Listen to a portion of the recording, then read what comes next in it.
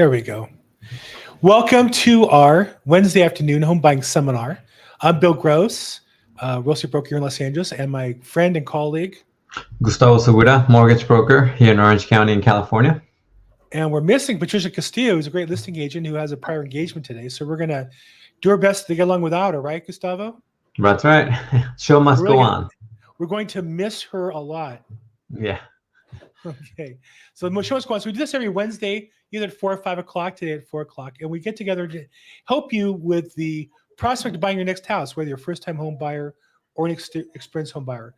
So Gustavo, what's up in the marketplace today? I know you gave me some statistics on home appreciation. What's going on in that area? Yeah, everybody worries, of course, about the rates, and we'll touch on that in a little bit. And then also, what's going on with the market, right? Where the home's going. If the rates come down, what's going to happen to home values? Or if the rates stay where they're at, what's happening to the market? Mm-hmm. So this is a report here where it's showing year-over-year appreciation and month-over-month. So if you want to look at it month-over-month, we can certainly see that we are seeing great appreciation since the beginning of the year.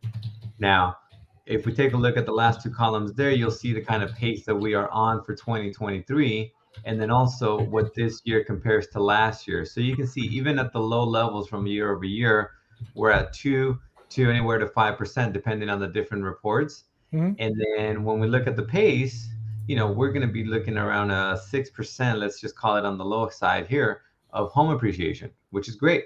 We're historically right around a little bit over 5%. So this is on track to be another normal, typical year where we're having that 5, 6, 7% appreciation on your home. Got it. Yeah. And so this is one of those things where you buy a house, let's say at $500,000, and you scrape in, but a year later, it's worth, at 5%, 525, and 525. A year later, it's worth it's 555, and a year later, it's 580, and in 7 years, it's almost doubled, or 10 years, it's doubled in value. And what seemed like a tight payment, if your income goes up, then the payment seems like it's getting smaller every year as well in inflation. And meanwhile, your house goes up with value and might stay with inflation, might not, but it's a great hedge against inflation if the house is going up at 5% per year. And that's what this is showing us, is we're still pretty much on track for those kinds of numbers. Yeah, correct. And, during that time, also people are refinancing, maybe they're saving an extra $200 off their payment. Things get a little bit more affordable as far as the housing cost. So this is just to show again, yes, right now, we had high rates. We still are having an issue with the inventory, so homes are still being sold pretty quickly within a month. But people are afraid of it. But as you can see here, it's still a great opportunity to keep making $25,000 in our example year over year. So it's still a great opportunity. If you're watching this on the live stream, Facebook, YouTube, or LinkedIn, feel free to put comments in. We're live and watching the comments along the way. If you have questions, comments, if you don't miss Patricia, put that in the comments as well. If you're glad not to have her around, put that in the comments. If you miss her and think she's better than me, don't put that in the comments. We don't need to see that. That just causes dissension. Yeah. So, and then how about interest rates today, huh? Notice rates are going up. They're going up. Whoops. Yeah. Yeah. The Fed did something or didn't do something today. Exactly. Instead of flirting with 8% again, we're now down below 7.75. That's a pretty significant drop. It is. And like you said, the Fed did nothing, right? Today, they decided to pause. They didn't raise another 25 basis points. They're going to wait for the second time in a row to see where the market is going, how the market is reacting, to get more data to come out. So I think it's a great feel for everybody to see, okay, let's just wait to see what the rest of the data shows and how the market is coming along and where it's going to land with all these changes. Now, if you look at the overall, in fact, if you go back to last year even, you can see that we've gone up from low twos up. But here's the thing. Sometimes people see these numbers, assume rates are going up as opposed to they went up. That doesn't necessarily mean they're going to continue to go up.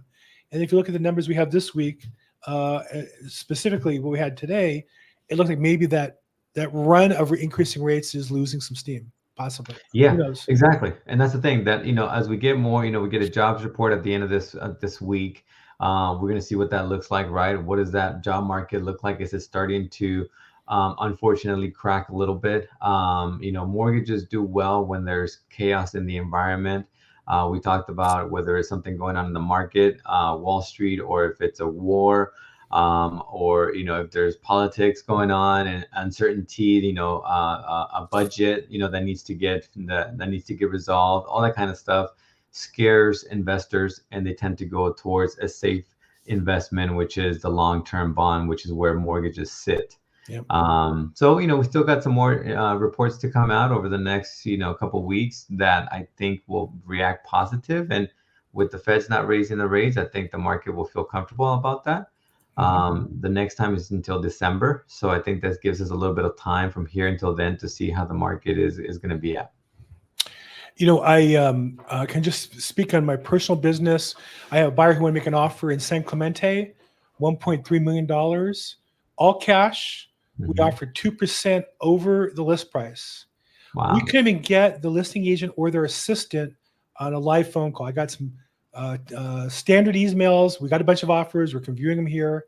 Some standard texts and emails on the status, and then a standard email. We picked another offer. That's all cash at 102% of the list price. It wasn't one of those auction deals. It was, I think they thought they listed it well, but there is still demand for property. I have another listing that I put in the market. We finally had access to it last week on Wednesday, and in 1 week we have 8 offers, and I just got one in again. So, there's still plenty of people looking to buy houses. I think if you read the real estate news, you would think that the market crashed. That does not seem to be happening. If you look at, again, the numbers, the appreciation numbers still seem to be going up in the 3 to 5% range, historical norm. Yeah. And the mortgage rates have not rocketed shit up to 9 and 10 or even into the 8s yet. They're back down below. So I think all factors are indicating the market's still fairly healthy. Of course, who knows what happens next week with the news? Anything can happen. Yeah, exactly. And that's why, got to just stay focused on your process, right? Every homeowner is going to be different as far as what they're comfortable with paying. What is that lifestyle that they're going to be looking at? Are they still going to go out to dinner? Do they want to go to the movies? All these things. Or are they going to hunker down and say, I'm going to buy the house? Yes, this is going to take up a lot of our budget, but that's okay. And it's only going to be temporary for the first year until we adjust. It's kind of like when you have a baby for the first year, right? Yeah. There's a lot of unexpected expenses. You can plan for it, but they're still unexpected. And then after that, you kind of realize what the new norm is and what you can do from then on. Right. Yeah. Well, good. Well, so we have an active market. Rates have inched down a little bit. Good job, Gustavo. I know we got into you last week. Yeah. Patricia and I both were begging you to get the rates back in line. Thank you. And that's why I wasn't here. I was out there working, trying to get them down. And you did. So thank you. It's all your fault. You control the whole market. Yeah. So we'll blame you when it goes bad, and we'll give you credit when it's good. So we'll give you credit today when it's good. I won't be on these calls when it goes up. Yeah, you won't be. We can't get a hold of you anyways because you're busy trying to get the rates back down again. Right. Exactly. So very good. Okay, good. Well, we appreciate your hard work there. So, okay. So we got a comment here from Wayne Phillips. Let's bring that into the call. So 6 to 9% should be a general range for long-term mortgage rates. Specifically 7 to 8 makes sense. No more free 2 and 3%. Okay. Wayne, I don't know that I would disagree or agree. I think that, if our government wasn't borrowing money at increasing levels, I think you could make a case for a normal inflation of being 1.5% or so, and rates in the 2s and 3s would be healthy and normal. But when we have increasing deficits, the government has to have a certain amount of inflation in order to devalue their debts. And I think they're also looking at the student loans as a way to reduce some of the pressure on some of those student loans. So I don't know that I would say one is for sure right or wrong, or should be normal or not. But certainly it seems like the government entities kind of accepted 7% is a reasonable number for now. Like we've all the Fed said we're not doing anything, and the rate settled down to 7%. Okay, I guess that's normal. So, but Wayne, thanks for checking in on the coming into the Facebook group. What do you think? Yeah, and I think that in the future, I do expect for the rates to come down into the 6s. And then from there, are we going to fall into low 6, high 5s? and then just kind of, stay around there, right? I think when we look at the last 20 years of rates, I think we were more in the 4.5 to 5, somewhere around there before COVID, right? So I think, we're if we can get back to that, I think everybody will be fine to get in there. But definitely, if we can get into the low sixes, high fives, I think everybody will be more than ecstatic to be there. Okay, Gustavo. So let's do that. Let's get our rates down to the sixes and fives. Okay. I said in the future, so I'm not putting a timeline on it, but in the future. Okay, good. Let's hope for that. Wayne, thanks for jumping in. And again, anybody who's watching, if you put comments in the chat box, we'll try to respond to them live. Even if you watch this on the replay, I'll get the comments and we'll respond back to them as timely as I can, either me or Gustavo or Patricia, if you want to give a question to her. Like, where are you, Patricia? We miss you. Feel free to put that in the chat box and we'll make sure she answers that one.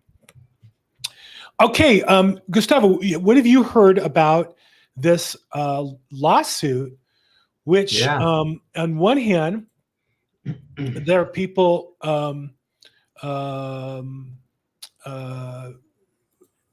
people say it will rearrange the entire real estate industry, and other people say, what's the big deal? I'm one of those people like, what's the big deal? I know today when I list a property, I say to my seller, okay, what commission you want to list at? And they might say 5 or 6%. Okay. And then we can offer a portion of that to the buyer's agent. And that way they'll all be motivated to bring us buyers or property rather than zero and me keep it all. How about if you offer 5%, I'll take half of that and offer that to other agents as incentive to bring offers on our property. And that's negotiable. I've done more, done less. And in the MLS, I could do the same thing, offer $0 up to however much I want.